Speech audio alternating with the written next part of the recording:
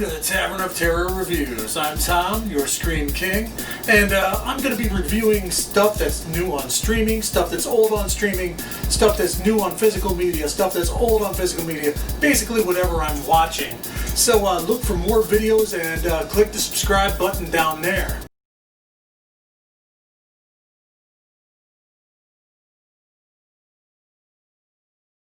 Hey, how's it going, freaks?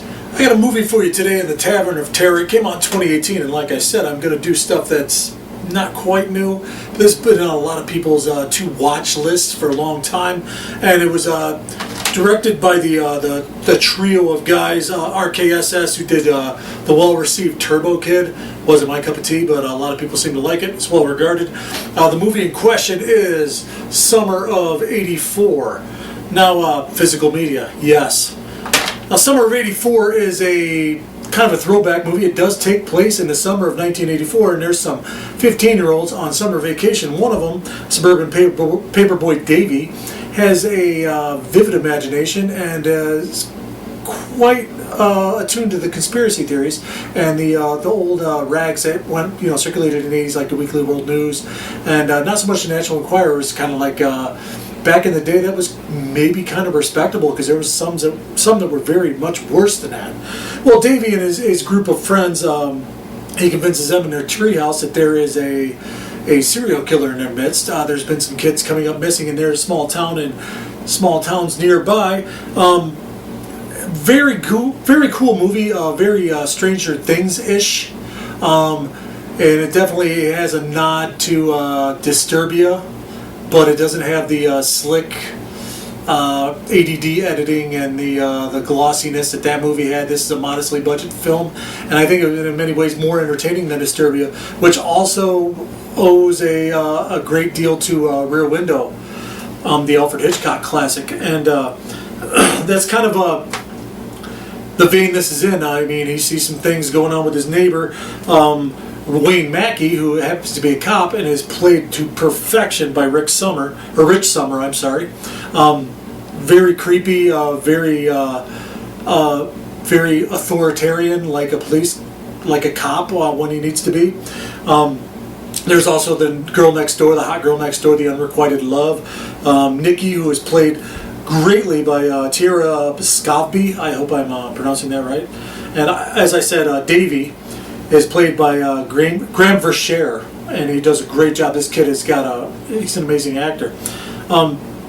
Two of the standout actors, a great ensemble cast, by the way, especially of young actors, reminded me of the great chemistry and the acting ability that the kids in It, the remake, had. And Judah Lewis really shines as the kid from the wrong side of the tracks, Tommy.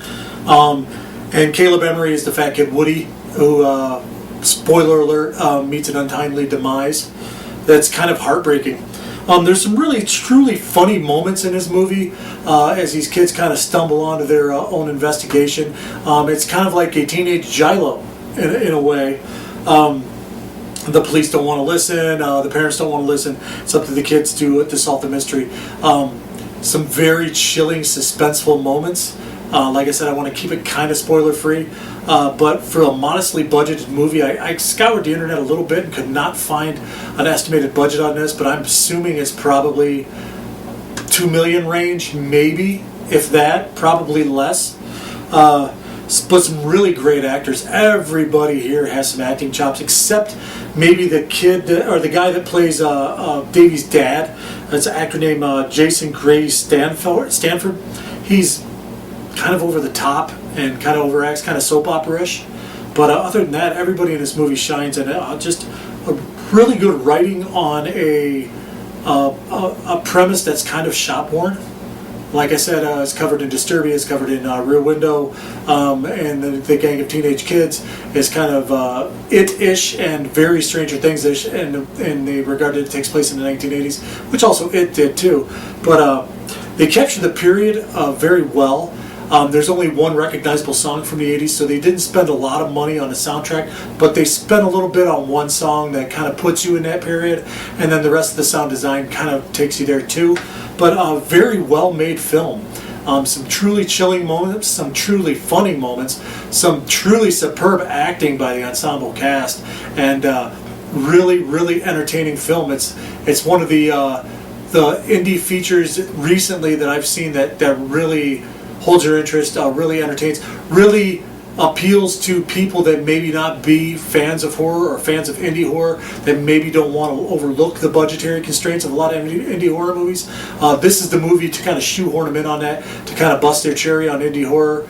If you have friends that are into suspense thrillers like this, that are technically posing it as a suspense thriller and it's actually a horror movie, but shoehorns nicely into the serial killer-ish teen in peril with some comedic moments. Kind of like I said, a teenage giallo is what it struck me as, because you have the amateur sleuth, you have some red herrings, and you have the slasher, so to speak. Not heavy on the gore. There's not a whole lot of on-screen violence, although the on-screen violence that it does have is pretty in your face and pretty shocking, and it comes at the right moments, and it's very well done.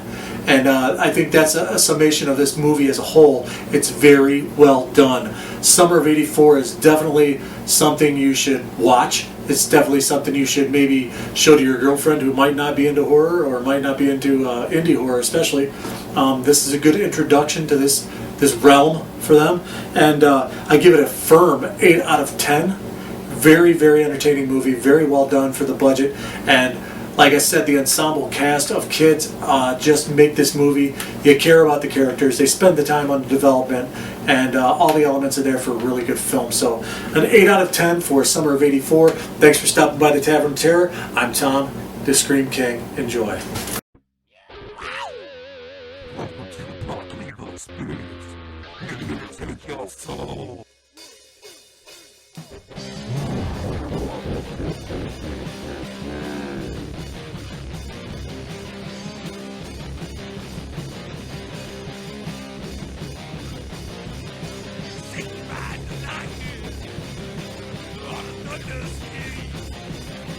When it comes around, it brings me to my knees. Satan!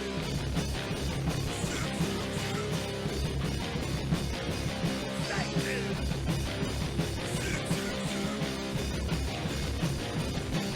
Satan is a homie, the faithful friend, and I needed some money. He didn't hesitate to live. Satan!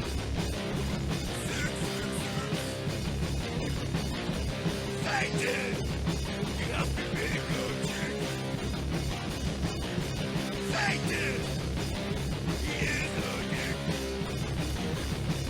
But he loaned me $100 when I needed it.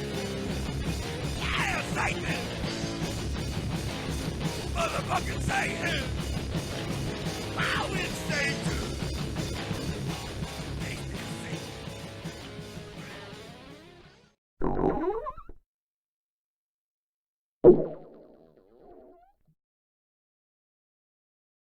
Cocksucker! Yeah. Cocksucker.